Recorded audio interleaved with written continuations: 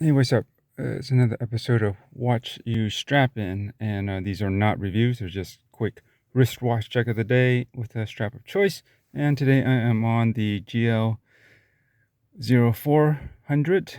This is one of the newer combat subs from Glycine in 39 millimeters, which I think is quite the perfect size. And it's great that they've finally expanded the combat sub range to be not only primarily 42, but now they had 36 before this one, and 39 most recently, and I think that hits the best spot for me for a pretty cool dive watch. Hang on a second. Try that. Faster.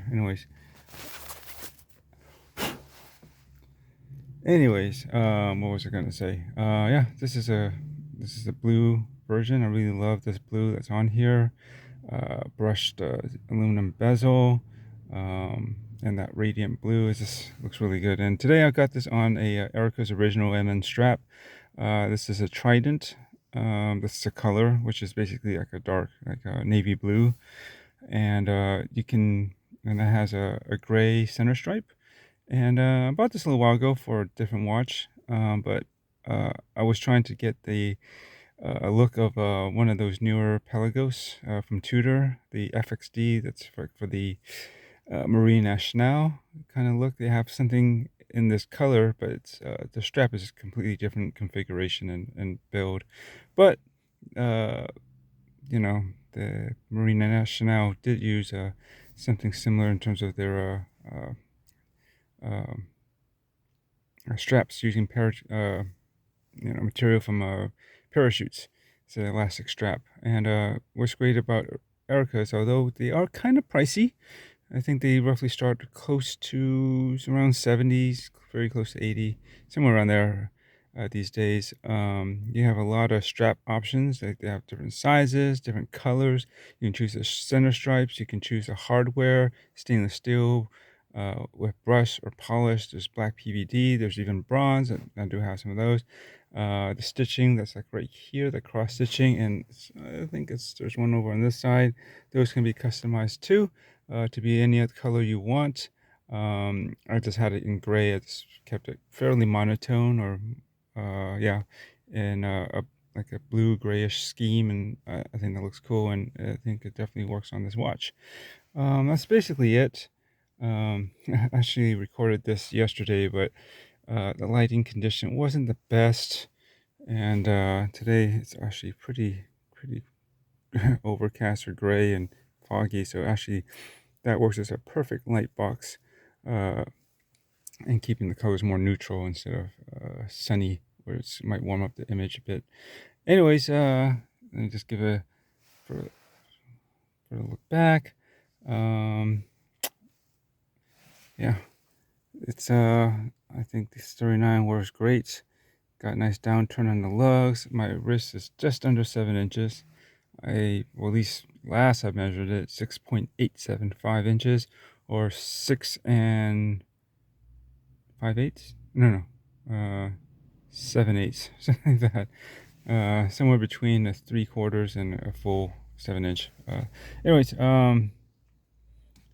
that's it. Can't wait to do a review on this.